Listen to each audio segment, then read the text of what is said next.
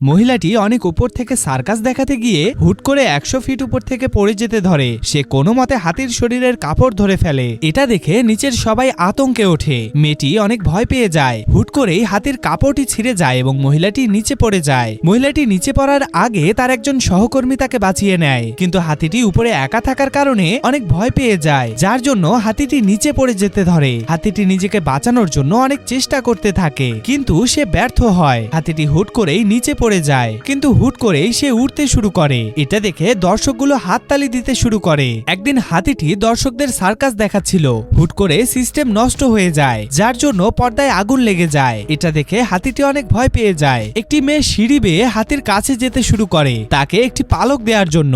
আসলে হাতিটি পালক খেয়ে উঠতে পারে। মাঝ রাস্তায় সিঁড়িটি ভেঙে যায়, যার জন্য মেয়েটি পানিতে পড়ে। হাতিটিও পানির উপরে পড়তে ধরে, কিন্তু তার আগেই সে পালকটি খেয়ে ফেলে, যার জন্য সে নিচে না পড়ে উঠতে শুরু করে। হাতিটি পুরো এরিয়ায় উঠতে থাকে। আসলে এটা হলো সার্কাসের লোকদের একটি প্ল্যান। আসলে তারা মানুষকে আতঙ্কে ফেলে দেয়, যার জন্য তাদের দ্বিগুণ লাভ হয়।